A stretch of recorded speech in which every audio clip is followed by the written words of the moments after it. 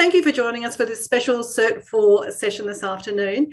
We've got members from our pilot group, our very first cohort, and our support team, and also a welcome guest with Kath, who's about to go, one of her team are going on a future cohort. So welcome to you all to this session on enhancing learner engagement with Jeff Ripp. So just a little bit of background. Jeff is the founder and principal of the Learning Experience Designer. He's the principal and Learning Experience Designer for Training That Works.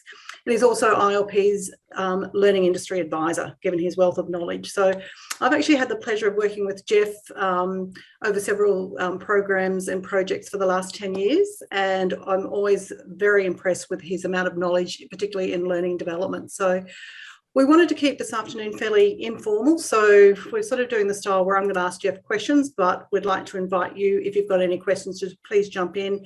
If you can't do that using the voice, just put it into the chat box and I'll keep an eye on that as well. So just a bit of housekeeping, if you can please stay on mute unless you're asking questions, and I'd recommend that you reset your view to speaker mode. All right. So first question, Jeff. So when we were talking earlier, you mentioned that there's a lot of confusion around what is actually learner engagement. So I just wanted, it's sort of become a bit of a buzzword. So I wanted to, and you know, that's got different meanings. So I just wanted to ask you if you could just share with the group your thoughts on what learner engagement is. Yeah, absolutely. You know, you're right, it has actually become somewhat of a buzzword, and I see it cropping up all over the place. And to be quite honest, sometimes I'm a bit surprised at the way in which it's being used. I recently came across mention of it on LinkedIn in one of their reports, in which it was quite clear to me that they were using it in the same way that I guess we talk about involvement. So it was about involving people. And it was quite a narrow definition. In fact, they were measuring engagement by how often people went back to their online learning programs and how often they how long they actually stayed with the program before they moved away from it. So yes, there's an enormous amount of confusion from my experience anyway. And I guess the problem is that if we can't define something, then it becomes very difficult in order for us to influence it. So we need to be really clear on what it looks like. We need to know when it's around and when it isn't around. So I guess what I'm talking about is measurement. We need to know how to measure learning engagement as well. So what I thought I'd do is, to get us going, is I'm going to ask everybody to put in the chat. And the way this exercise is going to work is I'm going to ask everyone to put in something around what does engagement, learner engagement, mean to you. Now, I need to get everyone to put something in the chat because we're actually going to use that information later. But if you could do that for me, just pop it in the chat. What does learner engagement mean to you? And we'll capture your perspective on that. And just while you're doing that, I had a bit of fun recently when I asked a group of people to tell me, how do you really, really know when people are disengaged? I said, you know, don't hold back. And that was really interesting to see what came out from the group. What does disengagement really look like? I had a friend that was, sort of sounds like I've got a friend. I had a friend that was running a cashier training program, and somebody's head hit the desk, they fell asleep. So I think that was pretty disengaged. They'd have a pretty heavy night out before. Yeah. Okay. So I'll just give everyone a chance to pop something in there.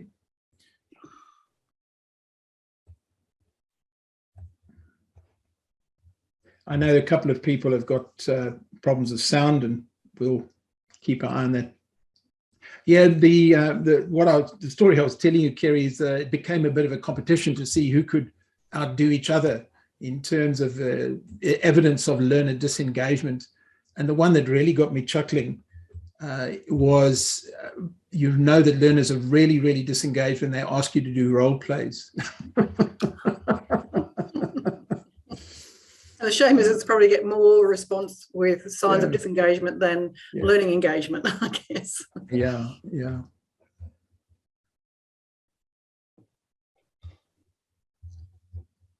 Okay, still getting a few more responses coming through. Yeah, that's great. All right, so you can keep adding if anybody's still thinking about it. But Jeff, you recently won a LearnX Gold Award, so for your Ready, Set, Go show model. So congratulations on that. Thank you, Kerry. So when you're actually developing the Ready, Set, Go show model, how did that shape your perspective on engagement? You know what? I think the easiest way for me to answer that is, in fact, to pull up a couple of slides. So I just want everyone to know that I'm going to come back to that in a moment, but I just wanted to capture your ideas before we moved into the rest of the session. So let me just share the screen with you. And this is something that's really close to my own heart, I must admit. Okay, so yeah, Ready, Set, Go Show was the model that I used, but in fact, sitting behind Ready, Set, Go Show is a design philosophy that I've referred to these days as predictable performance design. And the Ready, Set, Go Show model is really just the front end of that design methodology. Here is the basic model of the methodology, and I'll relate it in a moment to learning engagement. But the essentially, the way I look at training programs is I regard them as sprints. And I've borrowed a little bit there from agile methodology, so that the idea being that people are going through a learning sprint. In fact, I almost was inclined to call it a performance sprint at one stage, but I thought that was just too broad, and a lot of people would mistake what I was talking about.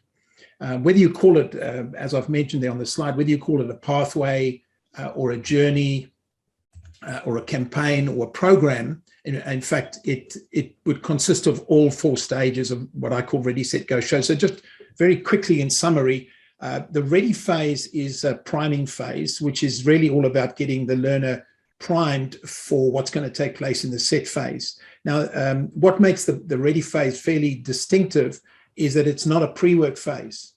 So traditionally, you know, I see a lot of people giving pre-work, but the ready phase actually happens before pre-work starts, and pre-work fits into the set phase. The set phase can be a range of things, and I'll just demonstrate that to you now. For example, the set phase could be a course, it could be e-learning, it could even be micro-learning, and it could be split up between, in a blended fashion, it could be split up between, we could have, you know, face-to-face followed by some sort of self-paced learning, and then back to a Zoom workshop and so on. So you could blend it and split it out. And of course, if you wanted to, you could also use a sort of a flipped classroom model as well. Now, the go phase, and this is where it gets interesting, is what I regard as another phase of learning. So traditionally, we would talk about learning taking place, and then people would transfer that learning. I'm not against the word transfer, but I'm less interested in the concept of transfer as I am in the phase of learning that follows on from that, or should I say, is transfer in action. Now, why is this so important? Because when it comes to learner engagement, we really have to ask ourselves, where do we want learner engagement to happen? And if you take a perspective like this, that you say, okay, a training program consists of 4 phases, like we've got here, and that the go phase, which is where people go back to work to apply their learning, is really another phase of learning, then what you've got immediately is a question about, well, how am I going to engage the learner, not only in the set phase, but how am I going to engage the learner in the go phase as well? And that was one of the key elements that I think really got us the Gold Award for we converted a face-to-face program into a blended program consisting of Ready, Set, Go, Show. And it was this designation of the go phase as a learning phase, which immediately put us, meant we had our learning hats on, or should I say design hats on, looking at how do we help people to go back to work and to learn from the process of putting their learning into action. So that's a really, really important component of that. I came across this quote recently and you can obviously, I'll just read it out for emphasis, that formal learning and skill development serve as springboards in the context of real work. Now, that is particular relevance to me because a lot of learning that takes place in the set phase, be it an e-learning course or micro-learning, is designed to almost give learners a runway. I think you can think of it as a runway to gather enough speed that will somehow launch them back into the workplace and carry them. There's enough momentum there that will carry them through to successful application. Now, the reality is that we know that that often doesn't happen. So what I think McKinsey and Co are really talking about here is not so much that springboard and building up momentum, but also deliberately using the formal learning as a springboard for what's going to happen in the workplace. So, Kerry, to come back to your question, when it comes to learner engagement, I think this is the most fundamental question you have to ask yourself. What type of program are you running? And therefore, what type of learner engagement do you want to get? So maybe if I can just highlight three options. You might say in the set phase, I'm primarily running an informational program. Well, if that's the case, the type of learner engagement you're going to be looking for is maybe slightly different. Maybe you're going to tell a lot of stories. You're going to be very extroverted in your presentation. You know, you're going to want to try and attract people's attention by virtue of the type of presentation that you're giving. And a lot of successful webinars do try and do that. Or you might say to yourself, you know what, I'm going to go for a slightly different approach. I'm going to go with creating enough capacity in the individual and enough potential so that when they get to the end of the course or the end of the e-learning, they're going to feel highly motivated to go back to work. And in fact, I'm going to work on giving them some practical skills, and I'm going to give them a level of confidence that will carry them over into when they go back to the workplace. Now, that's going to call for a different level of engagement on the part of the learner, because now you're talking about skills development and you're talking about developing competence. And then going even further across the model, you might say, no, I'm actually going to do what we're representing here with the Ready, Set, Go, Show model. I'm going to actually acknowledge that they've got another phase of learning that's taking place in the Go phase, and we now need to engage the learners in the Go phase in this learning experience. And now we're going to need to think about how we're actually going to do that, which means that you really have to reach out into the workplace to engage the learners. Now, to help make more sense of that, the model that I used when we submitted this to LearnX clearly made the point that there were two imperatives or two engagement imperatives in the Go phase. And the one engagement is to preserve and strengthen memory. And the other imperative is to promote and support action learning. I've actually been more recently talking about it as experiential learning, but it's fundamentally the same thing. And so I think you can see straight away that there's a question there that you have to ask yourself, and that is, you know, what am I going to do to impact that learning? Now, I've thrown that out for you guys to look at. It's really just something for you to think about. You know, where do the following types of learning happen? If you look at that model, and just moving from the left to the right, we've got learning away from work. So that's right, that's completely out of the workplace. We've got learning at work, but not while you're actually working. So you're in the workplace, but you've divorced yourself from the actual work itself. And then you've got learning from work itself, in the flow of work. In other words, while you're doing whatever it is you're supposed to be doing, and it could be managerial or leadership work.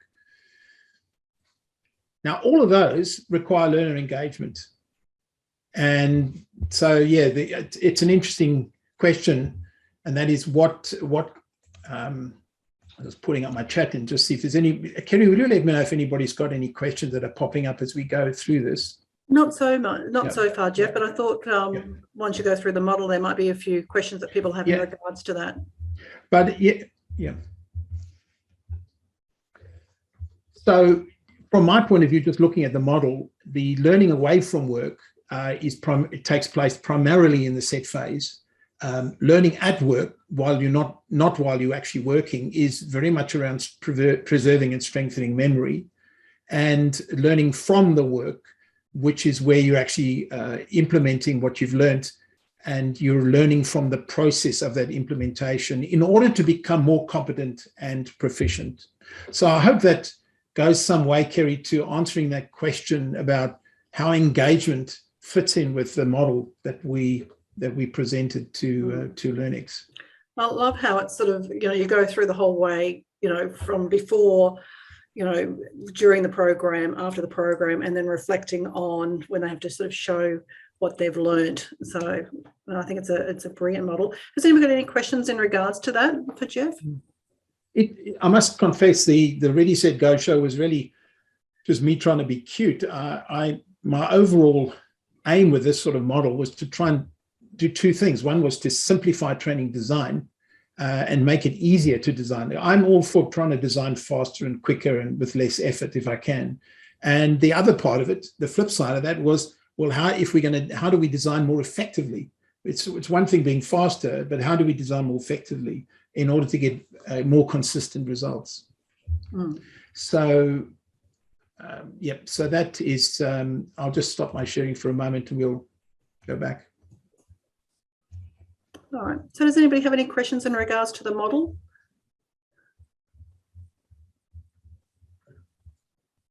No? One of the things that I think is worth mentioning about the Go phase is that consistently coaching comes up as a valuable intervention. Now, of course, coaching is all about learning. So that for me was another issue, and that is how do we get coaching built into the Go phase when people are back at work? Because I want that learning process to continue. And we ended up looking at both manager coaching and peer coaching. And interestingly enough, the research pointed us towards peer coaching, which as being the most effective solution. And of course, these days, we're finding, well, a couple of things. We're finding that telephone coaching is actually highly effective. And if you apply that to peer coaching, they don't even have to be in the same room. They can be talking over Zoom, for example. And that has proven to be very effective. And of course, the other one, which is emerging a lot now, is chatbots. So using a chatbot as a coaching agent.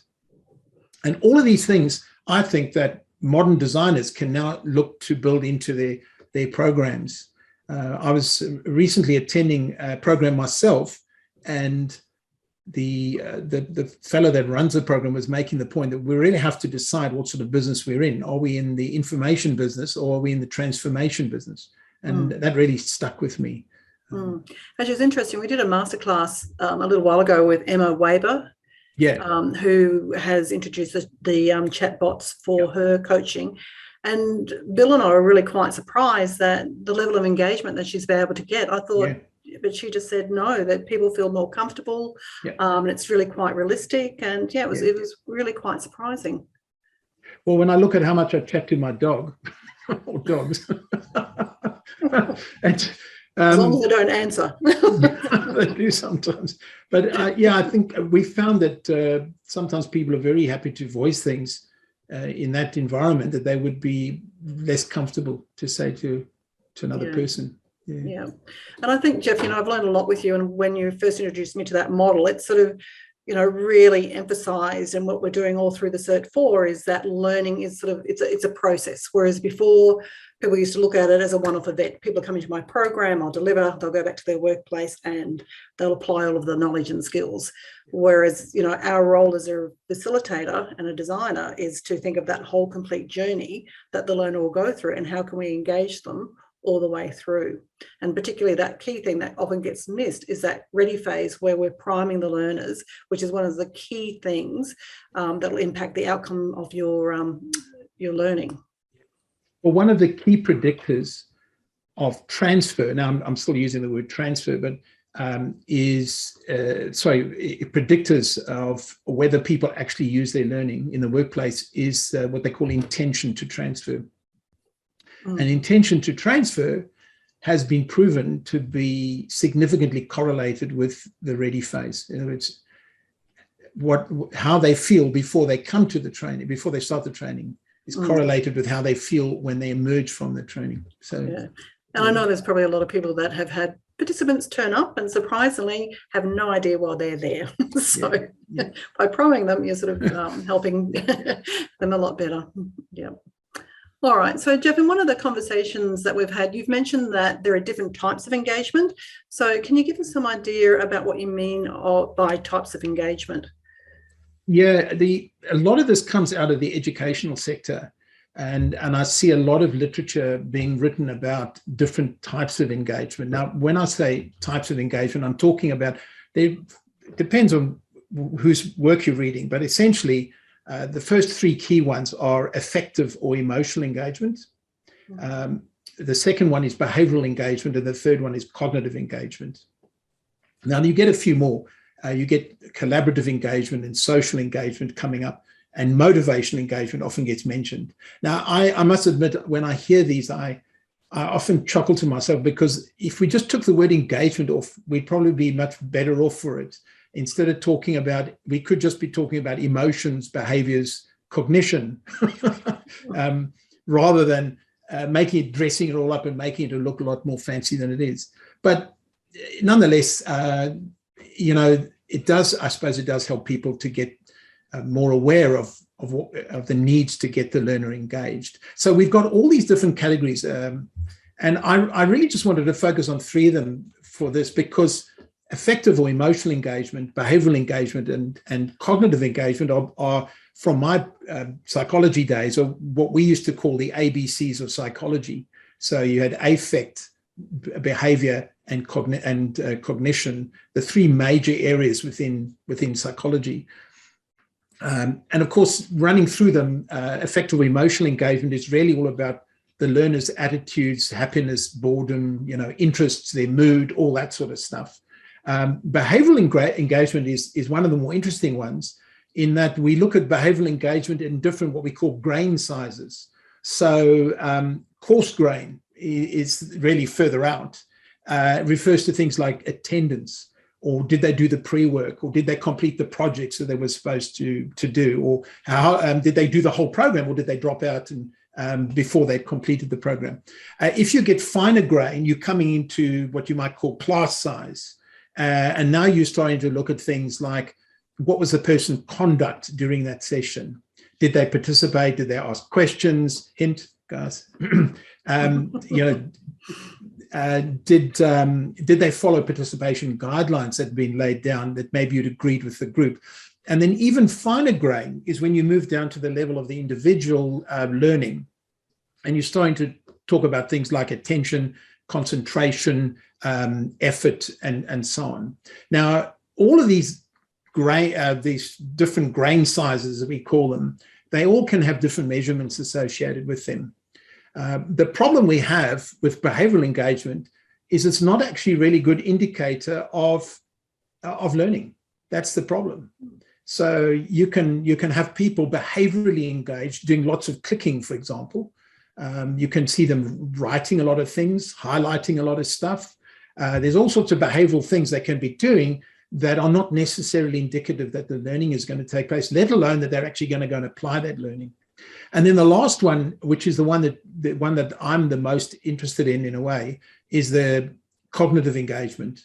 And this is what learning strategies are the learners using in order for learning to take place. And we're really talking about cognition, cognitive processing. Unfortunately, these different types of engagement, from my experience, are when you read about them in the literature, a lot of them are very overlap. They overlap, and they're often very vague descriptions, and they're not very precise. And so we really need something beyond that, Kerry. And that really, I guess, takes me into the next thing. But I just thought I think we've got time. I just wanted to, just for fun, I thought we might do something with you guys. And I'm not sure if you're familiar of the concept of a chat storm. Have any of you ever done a chat storm? No? Well, if you wouldn't mind, just for fun, we'll do one now, and it's very much on topic. So the way chat storm works is that I'm going to ask you to think of all the different types of engagement that we've covered. So think of emotional, cognitive, motivational, collaborative, whatever. And what I would like you to do, those of you who can participate in this exercise, is I would like you to write down 3 things that you think we can do that will positively influence learner engagement. Now, it's important that everybody puts in 3, or at least 3, and there's many of us that are here. And then as you do that, I want you to watch what happens to the chat feed.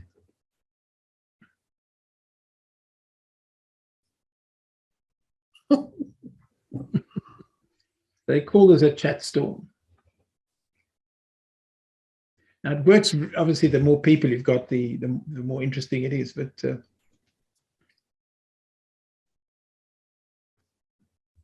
I thought it'd be a fun exercise anyway. Mm-hmm. And we'll use the information. Just repeat the instructions for me, Jeff. Yeah, so just type in 3 things that you could do to increase learner engagement or enhance it. So you 3 things as a designer or a facilitator? Yeah, either one. Yeah. Yep. Yeah.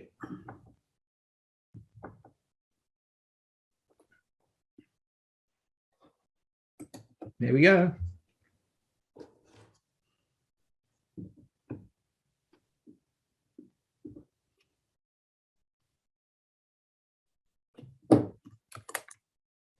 You want 3 together or? No, it doesn't matter. 3 separate ones is good. Actually, it's better to do them separately. So we'll see if this works. Yeah.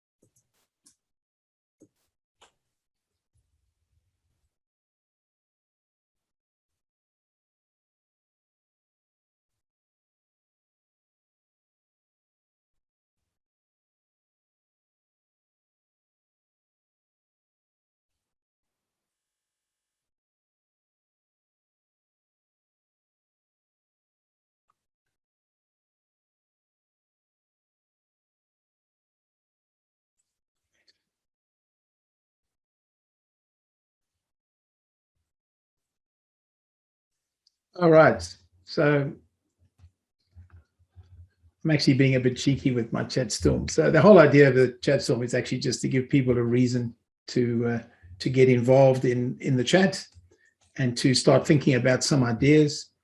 And then what can happen as a byproduct of that is that you'll find there's usually quite a lot of movement in the chat feed, depending on how many people are putting in details. Okay, so I'm going to come back to this. I might move us on, Kerry. I'm just conscious of the time. I still want to stick on the types of engagement. So you that you've just shared with us. Is there any one that's more important than the others? Look, I personally tend to favour cognitive engagement, only because if they're not cognitively engaged, then the learning is not going to happen. Mm-hmm. And you need to make sure that the cognitive engagement is appropriate. If I can give you an example from some of the financial programs that I run, if people are cognitively, trying to think of an example, if people are, let's say a store manager says to me, a retail store manager says to me, I need my departmental staff to be able to read the store profit and loss statement. And I take them away for I give them a training session on reading the financial report of a store so that they can interpret what the financial figures are telling them and maybe departmental profitability. I could put them through a whole lot of activities to get them to understand those financial statements. But at some point in time, the cognition that I'm looking for has got to be the cognition that resembles what's taking place in the workplace. So if in the midst, in the training program, if at some point in time I don't put them through an exercise where the cognition is to do exactly what it is they have to do in the workplace, then that learning that I'm looking for is not going to take place. Mm. So we need to make sure they get not only that the cognition takes place, because that's what's going to give us the learning, but you also need to make sure that it's the right cognition. And quite often I see a lot of cognition taking place in programs, but it may be completely off target from what the learning outcomes are supposed to look like. Absolutely. Yeah. Thank you. Okay, so again, I'm just gathering data with you guys, and we will come back to this in a moment. I know Kerry's got a question which I'm going to relate this back to. So, all right, just before we move on, Jeff, there's just been a couple of comments in relation to the types of engagement. Adam's just commented that he thinks that all three engagements are essential for engagement, as we're emotional and rational beings. And then Raj has also added a comment about it comes back to context and content as well. Yeah, and in fact, you're absolutely right, because you can't, I suppose in a way it's like an analogy of a three-legged stool, isn't it? Where if one of the legs is missing, you've got a problem. Because if people are not motivated, or if they're anti the program in some way or another, there could be a whole lot of, you've got to have the motivation, and you've got to have the cognition. Absolutely. And in addition to types, you've also mentioned the concept of levels of engagement. So what exactly are you talking about when you say levels of engagement? Okay, so really what I've covered is in the Ready, Set, Go Show model, we had stages. So that positions engagement in the broader program. Then we've looked at types of engagement, which is probably the most popular way that I hear people talking about engagement. So as we mentioned, motivational and social, and particularly cognitive and behavioral and so on. But the problem with a lot of those is they're not always that practical, and they can actually make life quite difficult, I've found, for designers. How do I integrate all of this into my design? Now, I know our more skilled designers here will have ways of handling that in a way that makes a lot of sense to them. So they'll know, this is what I'm going to do for cognitive engagement. This is what I'm going to do for, say, emotional engagement and so on. But the real issue is how do we make sure that the level of engagement, and I'm talking specifically here, cognitive engagement, how do we ensure that the level of cognitive engagement is such that we're actually getting the learning that we're looking for? And that is where I actually have drawn on the work of a lady by the name of Micheline. I call it Micheline Chi. She calls herself Mickey, so I think it is Micheline is her full name. And she's the director of the Learning and Cognition Laboratory at Arizona State University. And she's developed a theory. It's actually less of a theory. I suppose it's still a theory, but it's now got a lot of research that backs it up. And so it's moving to the point of being, I would regard it as a practical model. And I'm going to just share, we'll do a quick exercise just to demonstrate this. So here is an introduction. Now, what I'll get everyone to do is have a look at these 4 scenarios. And what I'd like you to do is to read each scenario and then decide in terms of their depth of learning. So we're looking at, I've got here according to depth and retention of learning. But basically, we're just saying which of these is going to give you deeper learning. And I need you to put them in order from the highest to the lowest. So choose the numbers, the letters in the boxes, and put them in order from the highest, the greatest depth of learning to the least depth of learning.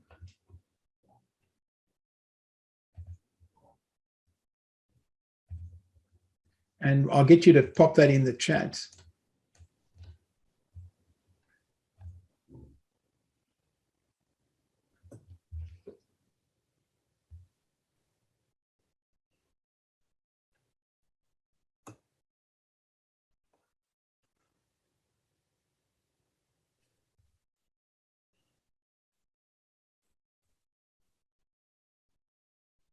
It's a good exercise.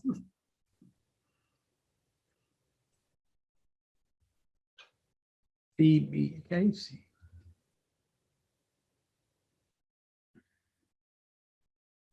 Okay. Not a difficult exercise for our audience here today. Not a difficult exercise at all. Yep. Okay. C, D, B, and A. Absolutely. So this exercise that you've just done is really a very simple way of demonstrating the theory that Mickey she came up with, and she calls it the ICAP framework. Now, I'm trying to keep it. I'm trying to keep the detail because she's got a lot of academic work behind it. So what she's basically said is that there are 4 levels within cognitive engagement. And those 4 levels are what you're having a look at here. And the highest is on the left, and the lowest level of engagement is on the right. Now, I've got to point out to you that these are all levels of engagement. They're not someone who's completely disengaged, someone who's not engaged at all. These are all forms of engagement. And maybe the easiest way is to look at that second row down where it says that passive engagement is passive learning. And according to Mickey, the active learning takes place across all 3 columns on the left-hand side. And if you look at her levels of understanding, you'll see there passive engagement is minimal understanding, and then it works its way up from shallow to deep to deepest understanding. And I'll just go back to the top line. So passive engagement is really receiving information. And if you look at the verbs at the bottom, you will see things like observing, listening, reading, and going through materials. Active engagement, she talks about manipulation. So you can imagine someone clicking through materials, for example, in an e-learning program, or completing activities in an e-learning program that require them to find stuff or choose things, label things. Constructive engagement goes further than that, as you can see there. It's very much around comparing and connecting things, and looking at cause and effect is a big part of it, and being able to come up with predictions and even test those predictions. And co-constructing is the one part of this model of engagement that involves working with someone else. Now, I've got to emphasize that the highest level, interactive engagement, according to this framework, assumes that the individuals that are involved are both have a level of constructive engagement taking place. You can't, and she was talking about pairs. You can't have interactive engagement in a pair if one person is passive and the other one is constructive, for example. They've both got to be at the constructive level to achieve interactive engagement. Now, why is this also important? Because it looks like a lot of fairly academic work. And the reason this is so important is that she now has proof, a number of studies that show that the more you can move the learners from the right to the left, the greater the learning that actually takes place. And it has a whole range of benefits besides learning. It relates to them being able to transfer their learning to similar, different situations. It impacts on motivation. It has a whole lot of benefits associated with the learning process. So what I was going to ask you to do is have a look at those verbs and think about the programs that you're associated with. What sort of programs are you involved with? And which of those verbs do you see coming up quite frequently in your programs? So, and I know we're generalizing here, but just think about that. I mean, for example, are people doing a lot of observing, listening, and reading mainly? And that, of course, doesn't take into account any time that people are distracted and are not paying attention. Or are they mostly involved in what she calls active engagement, which is could involve things like highlighting, for example, highlighting work? Or do your people in the programs, are they mostly involved in comparing, contrasting, questioning, predicting, etc.? And then finally, do you have interactive engagement where all parties are working at a constructive engagement level, but they're doing it together? So that's quite a challenge for a lot of people. And I can tell you that for many people, this is not an easy shift. Moving from shallow processing, which is the 2 columns on the right-hand side, to deep processing for many people is actually quite difficult because it requires a fair degree of design skill. So this is where I get you to go back and have a look at what we put before. So I'm going to ask you to go back and look at some of the answers that have been coming through, and have a look and see, look at your definition of engagement that you put down, look at other people's definition of engagement, have a look at the things that you can do to impact engagement, and give some thought to whether or not what it is that you are doing is in fact moving you, well, helping you to be further up the scale, as in being more on the left-hand side. I'd be interested to know, if I can encourage somebody just to jump in, where do you see yourself in terms of this sort of model? Because I think the terminology can be a bit off-putting, but it really isn't that tricky. And one of the big benefits of this, which I really like about it, is it's actually based on behavior. So when Mickey Chi was putting this together, she said that I can't read what's happening in people's heads. I need to be able to get people engaged, but I need to be able to know that they're engaged. And so what she's done, when you look at those verbs, is she's been able to say, okay, if somebody's observing, listening, reading, and going through materials, and that's all they're doing, then I can be fairly confident that that's just a level of passive engagement, and I'm not going to get a high degree of learning taking place. Whereas if I can get people to ask questions, if I can get them to compare, if I give them exercises, activities that get them to make decisions, study scenarios, and predict behavior from those scenarios, those sorts of then I know that I've got a much deeper level of processing. So, yeah, are there any examples maybe that someone could share with us that where you feel that you're further up the scale in terms of what you're actually doing with your learners? To me, it's very much a design issue. But Kerry, I think you'd agree that. Sorry, Kath, you put your hand up. Sorry, it's difficult. No, it's okay. I was going to say we're very lucky because I write training for Dulux on the Dulux group range of products. So we're product training.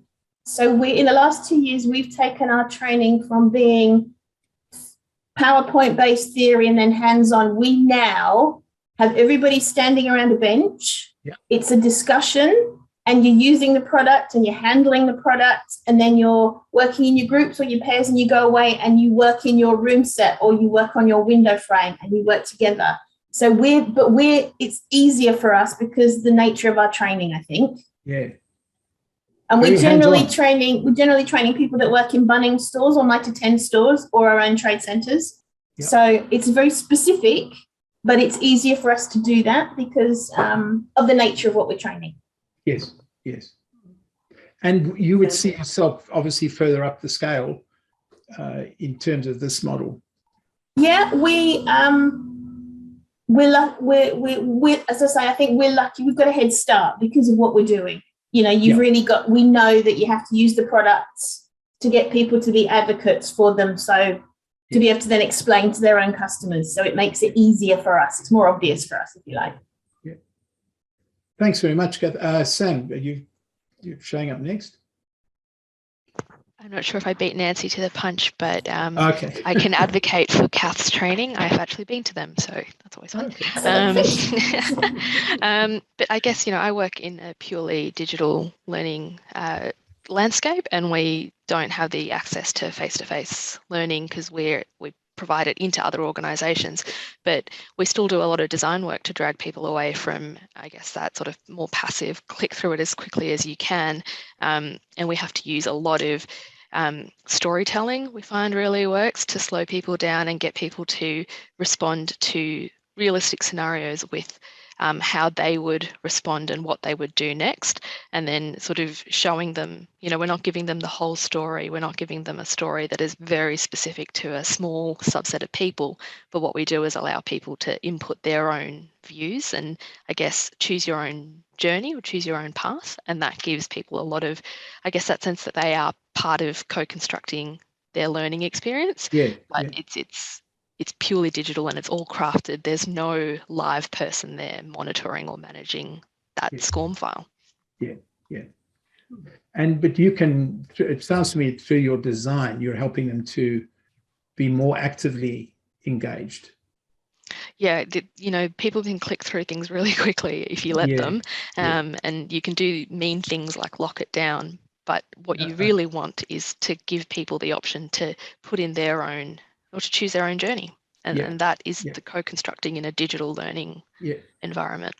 Actually, just before I get to Nancy, I wanted to highlight something here that Mickey Chi's framework is very helpful in moving from a shallow to deep processing. But one of the problems with it, with constructive engagement, is that it's done on your own. And if it's done through e-learning, for example, people working on their own, they will often seek the path of least resistance to them. So they'll take the easy route out, and they'll try and do as little work. I mean, I guess the brain is defaulting to trying to be as efficient as possible. So many times constructive engagement falls down. And if you can get people to work, and that's where I'm finding cohort learning is very effective, because it brings in a level of motivation that helps people to, I guess, remain attentive. I don't know if that's obviously outside of what you guys are doing. It's all good and well if you have access to that. But if you're limited to that SCORM file, how do you do it is a really interesting challenge. Absolutely. And we find that it's around giving people choices that are really real, not just I'd kick in the shoebox and go home. It's I would this is the nuance of what I would do in that situation, and that works really well. Yeah, thanks very much. Thanks, Nancy. I'm going to speak on what one of my current clients is doing. They're in Queensland. They work in the health space. They're out in Cairns.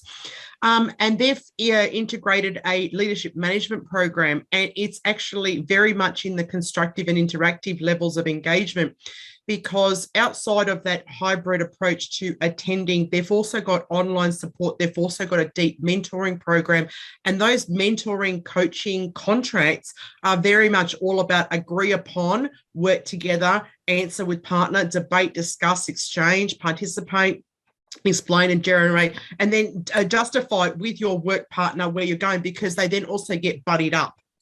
So outside of having their coach, they're actually always working in a buddy system in attending programs, supporting programs. And that's actually then had a waterfall effect where the process has been so effective with the level of engagement, participation, and transference in workplace context. They've actually then upscaled it into a continuous improvement across the entire 7,000 plus workforce. Wow, that's fantastic. So it does work. They clearly didn't have the ICAP framework labels. But this is where, the owner of the program, by means of its design, has a very strong instructional systems design background, formerly military, by the way, but, it works because he's able to transfer different industries and channels and get the results with buy-in from ground force all the way up to sky high. Fabulous. Yeah, I mean, this is really just the background material that I find certainly has helped me, but in practice, I wouldn't normally be using these words. Certainly with my clients, I wouldn't. The client only wants to see the duck the duck or swan gliding across the water. They don't want to see the duck pedaling. That's right. Yeah. And I apologize for not being on screen, but I just got a bit of a shaky internet, so I just thought I'd stay off screen. Thanks, Nancy. Thanks, Nancy. Yeah, There's a couple of comments in the chat box. Emily was saying in her industry, passive engagement is culturally embedded, and it makes it very difficult to encourage people to engage beyond passively because they simply do not feel comfortable regardless of the amount of planning. So it sort of goes not, for the designer or the facilitator as well. And then... and sometimes it makes it hard when you're trying to embed or introduce stuff, but your co-facilitator gets cold feet and disregards it entirely and goes back to their comfort zone of doing the very passive engagement. Just a comment that Kerry, you and I chatted about this. If you look at the passive engagement column, it actually answers a question that sometimes comes up around learning styles. So if you look at passive engagement, observing, listening, reading, that would relate to, what people traditionally would have called visual and auditory. And it's one of the reasons why there's basically no direct correlation between learning styles and learning outcomes. from an instructional perspective. There's no research that has been able to really support that. Certainly not through repeated studies. And you can see that observing, listening, reading, these are your channels for taking in information, but they're not actually saying what you're necessarily doing in your head with that information. So it's not telling us about the cognition. And I think that, I don't think Mickey Cheap set out to prove that, but certainly she's been able to demonstrate that it's what's happening in the head that makes the difference. Mm. Yeah. So Jeff, I just wanted to just quickly, because I know you're a strong believer that engagement is purposeful. Yeah. Can you elaborate on that for us? Yes, Kerry, I might just touch on one point that I brought with me and related to this. So I've found from my own designs and my own research that every bit of engagement needs to be carefully linked to the outcomes that you want to achieve. So I'm not a believer in activity for the sake of activity. There should be a purpose behind every bit of engagement. And ideally, that engagement should help you to move towards those learning and preferably, in my case, the performance objectives. And I've found that there are 3 types of practice that have helped me enormously to get better control over the learning and performance outcomes. And I've just identified them here. In the set phase, I've found that realistic practice, which is really just another word for engagement, really. If you're getting people doing practice, realistic practice, then they're engaged. And realistic practice is absolutely essential from my experience in the set phase, because if it's not realistic, they're not going to see the value in it, and they're not going to be inclined to want to go and apply it. And then when people go back to work, you end up with 2 other types of practice. Again, it's a form of learning engagement. Retrieval practice, which is designed to help them to remember and, in fact, to strengthen memory. And, of course, real world practice, where they're actually trying stuff out and learning from the process of trying it out. I often use the example, when I was initially trained many years ago in interviewing skills, I did a course on behavioral interviewing. And it was a week-long course. And we did role plays and we did all sorts of things around how to conduct behavioral interviews. And we taught the STAR. I think most people know that the STAR method. So what's it? Situation, task, action, result, when we were formulating our questions. And I then went back to work. Now, I'd never interviewed anybody in my life before. I was a young HR person who just got involved for the first time. I'd never formally really interviewed anybody before. This was a new job I was being put into. And I want to tell you, I was so nervous and so lacking in confidence, even though I thought I had it. But when I started to interview people, I quickly realized how little I knew, even though I'd been through this week-long training program. And it took me weeks and weeks of what I call real-world practice in order to get to the point where I was actually competent. And I would imagine, I can't remember now, but I guess it must have taken me 20 or so interviews at least before I reached a level of confidence in my own ability that said, okay, now you're on top of this stuff. You now know exactly how to handle it, and maybe a lot more than that. So we can't, I guess the point I'm trying to make is that when it comes to learner engagement, we can't underestimate the importance of these 3 types of practice, which of course are all, as you point you made there, Kerry, they're all purposeful. They're all designed to move us closer towards the performance outcomes that we're looking for. Absolutely. Very important. We've almost out of time, so I just wanted to flick it to the group. If anybody had any questions in regards to engagement or anything that Jeff's covered this afternoon that you want him to elaborate a little bit more on. So we got their hands up. I need to change back to my gallery mode. Yes, I have. Actually, Jeff, one thing we didn't touch on, and I know you and I've had several discussions about it, but it's about learning styles and engagement. No, I actually did. I was very brief in mentioning that with regard to the Mickey Cheese model. So, I hope I'm not stepping on anybody's toes, but I'm not a fan of learning styles. And I've found that I get much better results without actually paying any attention to them at all. Now, that's not to say that people don't have learning preferences. They do. And their learning preferences influence their learning experience. I once had a lady who contacted me before a program and asked me if she could have a seat next to the window, and when she was going through the program. And I asked her why, and she said that she, for years when she was studying at school and university, she always used to sit next to the window, and she'd got used to that. And so she had this learning preference for sitting next to the window. And I suspect that if I'd said no, that wasn't available, it might have affected her outlook on the program. So we gave her a window seat, and fortunately there was a window. She could look out. And she was happy. But there's lots and lots of different preferences that people have, which obviously one needs to take into account.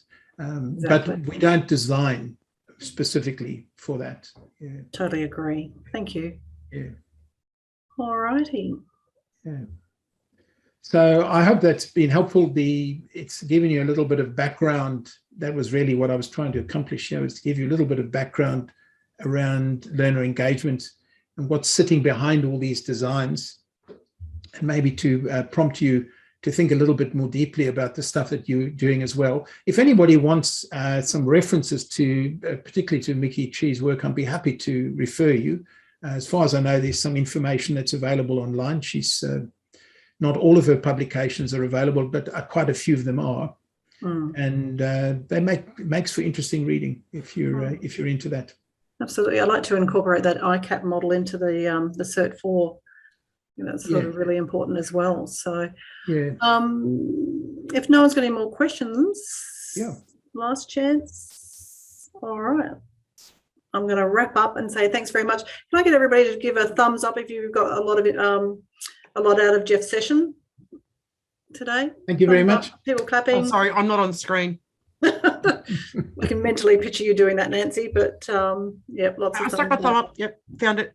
Yeah, Jeff, I'm always blown away with your wealth of knowledge in learning and development. The amount of research that you do and retain is just absolutely amazing. And there's been a few people in our Cert 4 that have previously done some of your courses and have raved about it. So, and I certainly enjoy working with you, and I'm looking forward to working with you on a few more courses next year, which is going to be quite exciting. Thank you, Kerry. Yeah. Thank you all. Thank you for joining. Guys. Thanks. I'll catch up with all the cohort people coming up. I think we've got a session this Saturday with our latest cohort, but we'll touch base with everybody else as well. So thank you for joining this afternoon and sharing this experience with Jeff. Thank you, everybody. Thank you. Thank you. Bye. Yes.